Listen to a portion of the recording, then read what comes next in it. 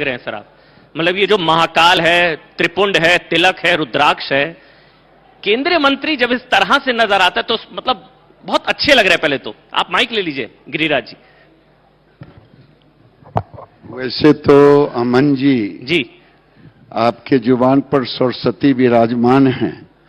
आप किसी को भी अच्छा भी कर सकते हैं, जो कहीं से आया होगा या आई होगी बेचारी तैयार करके, उसको बुरा कह सकते हैं कि तुम्हारे चेहरे खराब लग सकते हैं। ये आपकी खूबी है।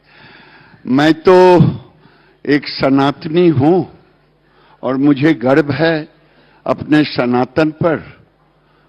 अगर किसी को गर्व है बड़े छोटे भाई का पैजामा बड़े भाई का कुर्ता पहनने पर, तो मुझे भी गर्व है अपने महादेव की टोपी पहनने पर, रुद्राक्ष रखने जी। यात्रा कैसी रही गिरिराज जी? माइक ले लीजिए, मैं सवाल लूंगा थोड़े बहुत आपसे। मुझे पता है आज यात्रा कैसी रही, हिंदू स्वाभिमान यात्रा कैसी रही यात्रा? देखिए, वो मेरा व्यक्तिगत यात्रा। मैं पहले पैदा लिया एक सनातनी बनके, बड़ा हुआ, कई संघर्षों में रहा, और जब मैं बीजेपी बना, लेकिन उसके पहले तो मैं एक सनातनी हूं। मैं सब कुछ छोड़ सकता, पैदा लिया हूं सनातनी में, मरूंगा भी सनातनी बन करके। तो स्वाभाविक है कि जब सनातन पर प्रहार होगा, सनातन का परिवार अगर कष्ट में होगा, तो कोई उसके परिवार के लोग तो जाएंगे। जहां मैं गया वहां बांग्लादेशी और रोहिंग्या का आतंक मचा हुआ था, तो मैं उनको कि मैं हूं आपके साथ। तो कहां हो रहा है सनातन पर प्रहार? वही जहां मैं गया था, पूरे जहां भी बांग्लादेशी घुसपैठियों की आबादी, रोहिंग्या की आबादी बढ़ जाती है। और ऐसे भी मैं बोलना नहीं चाहता, आप देश में भी गणना करेंगे, जहां 99.9% सनातनी हैं, वहां अगर 1% मुस्लिम है या दूसरे समाज के लोग हैं, वो सबसे ज्यादा सामाजिक समरसता में रहते हैं। ये हमारे संस्कार का है जी। क्योंकि हमें नहीं सिखाया गया। हमारे यहां तो है, जो एकादशी करे वो भी हिंदू, जो ना करे वो भी हिंदू। हमें नहीं सिखाया गया कि जिसने नहीं माना वो काफिर हो गया, जो काफिर हो गया उसे जिहाद करो। हमारे में नहीं है। हमारे धर्म में बहुत लिबरल धर्म है। हम तो चींटी को भी गुड़ शक्कर देते हैं, वृक्ष को भी जल देते हैं। हम तो वसुधैव कुटुंबकम कहते हैं। इसलिए हम सामाजिक समरसता बनाते हैं, लेकिन जहां हमारी आबादी गिर जाती है, वहां कहीं कैराना बन जाता है, कहीं किशनगंज बन जाता है, सैकड़ों, कहीं मल्लापुरम बन जाता है। मैं कहां कहां का उदाहरण दूं आपको? आप हमसे ज्यादा उदाहरण आपके पास है। तो मोहन भागवत जी ने ठीक कहा फिर? मोहन भागवत जी एक सांस्कृतिक संगठन के राष्ट्रवादी व्यक्ति हैं। उन्होंने जो भी कहा होगा वो सही कहा होगा। मैं नहीं जानता क्या कहा। जानने के बाद जब मैं उस पर कुछ अभी टिप्पणी करना उचित नहीं होता। नहीं, लेकिन मैं आपसे सवाल दरअसल पॉपुलेशन कंट्रोल को लेकर, जनसंख्या नियंत्रण को लेकर आप बहुत मुखर रहे हैं, आप बहुत वोकल रहे हैं, लेकिन उसको डिले भी तो किया जा रहा है ना गिरिराज जी। मतलब कहां जनसंख्या नियंत्रण बिल, उसकी बात होती है तो उसको कम्युनल बता दिया जाता है। आपको लगता है देश में जरूरत है इस तरह के कानून की? देखिए, भारत के अंदर क्या यूनिफॉर्म सिविल कोड लाने की जरूरत है? क्या 370 धारा को हटाने की जरूरत थी? यहां तो कुछ भी करो तो पहाड़ टूटने लगता है, सदन से लेके सड़क तक।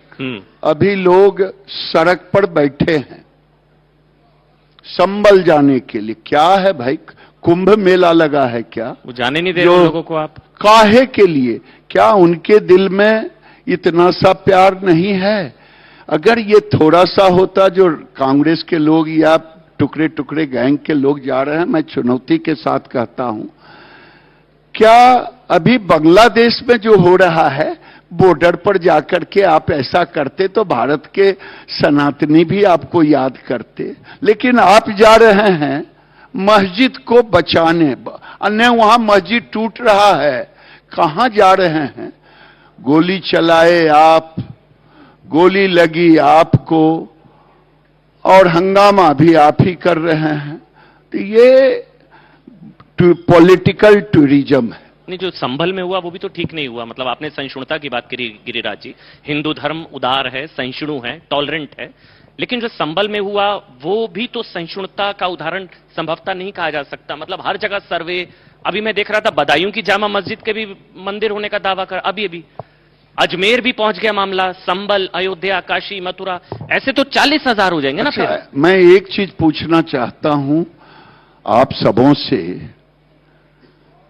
क्या सनातनी को इतना भी जानने का अधिकार नहीं है?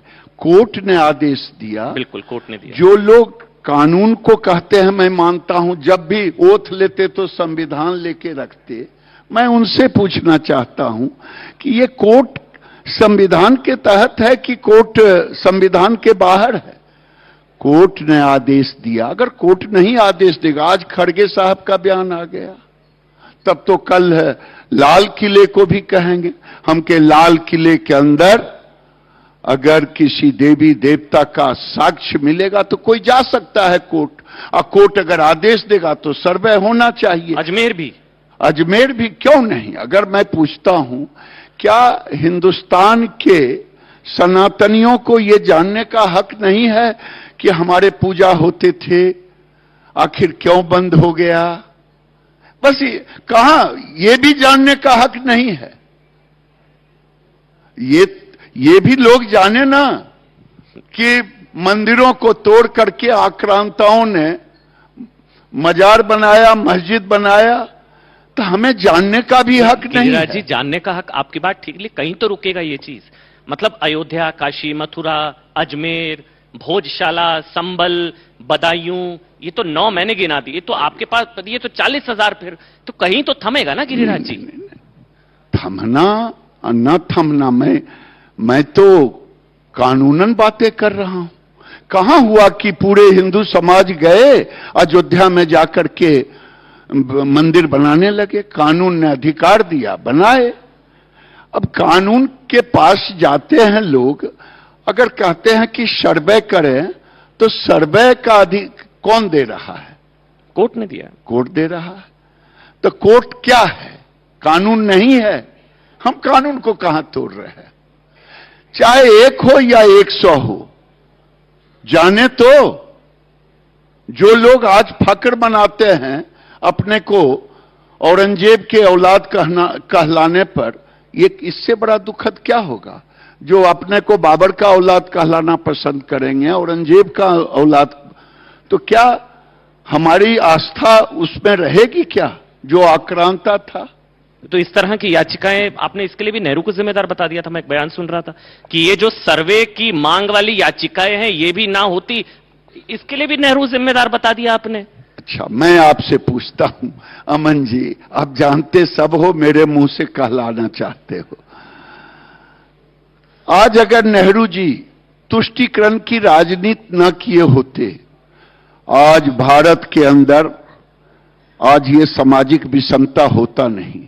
हम सब लोग सम्मान करते हैं, पूजते हैं बाबा साहेब अंबेडकर को। बाबा साहेब अंबेडकर की लिखी हुई पुस्तक भारत विभाजन, पाकिस्तान विभाजन, भारत पाकिस्तान विभाजन, उसमें उन्होंने कहा था नेहरू से कि सारी पॉपुलेशन को यहां से पाकिस्तान दे दें मुसलमान को, वहां से हिंदू को यहां ले आएं। अगर नहीं करेंगे तो सामाजिक समरसता नहीं रहेगा। आज बाबा साहेब अंबेडकर की कथन 100% पूरा हो रहा। क्यों मिलके नहीं रह सकते? हम तो कह दिया कि हम तो 99% में भी हैं। ये तो उनके वो तो गजवाए हिंद ले रखा है। ये मुझे तो लगता है जो लोग रह गए आजादी के बाद वो भी योजना के तहत रह गए। उस समय के नेताओं ने ये योजना से नेहरू की नीतियों